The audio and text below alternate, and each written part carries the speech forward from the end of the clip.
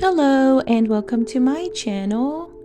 Say hi to a happy day.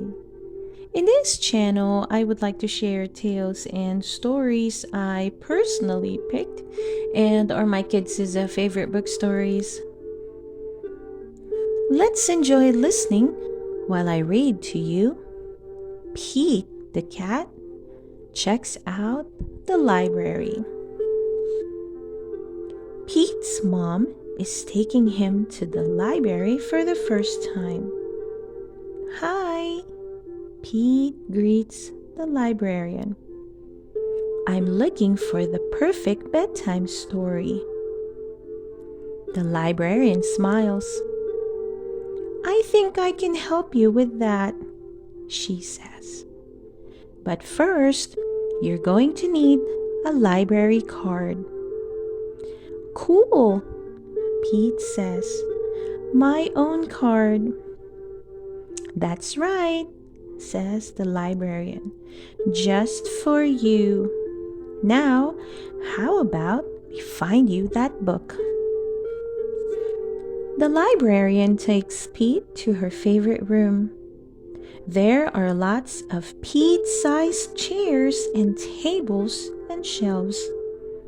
There is fun art on the walls, and there are more books than Pete has ever seen in one place. What do I do now? He asked.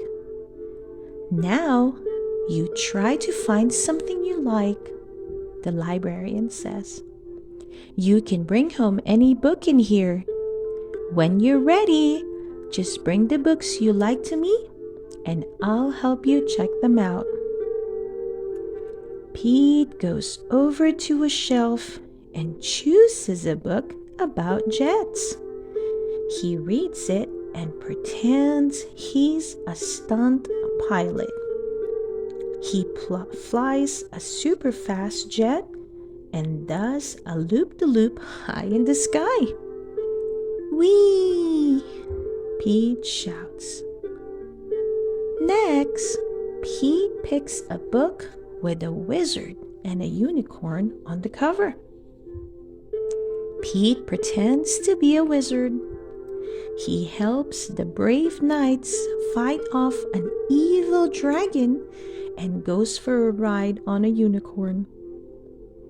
Pete practices his wizard spells. Take that, he cries, shooting a blast of magic at the dragon. Pete's next book is about bugs. He pretends to be a scientist, studying spiders and ants. Pete looks through his microscope at the microscopic world around him. He's never seen anything so cool before. He wonders what great discoveries he'd make as a scientist. Pete picks up a book of monster stories. He imagines himself facing off against the big bad wolf. Pete does not like that story. He quickly puts the book down. Reading that at bedtime would give him bad dreams. Pete's next book is about Egypt. He reads all about the pyramids and imagines himself discovering a long-lost pharaoh. Pete rides his camel across the desert and climbs to the top of the tallest pyramid. He even takes a ride aboard the Sphinx. Pete thinks being an explorer would be a great adventure. Pete picks a book with a robot on the cover. He imagines that he is a robot. Blip, blop, blip, Pete says. He moves his arms and legs like a robot. They make a funny whizzing sound as he glides across the room. Pete begins to dance. It's a robot dance party.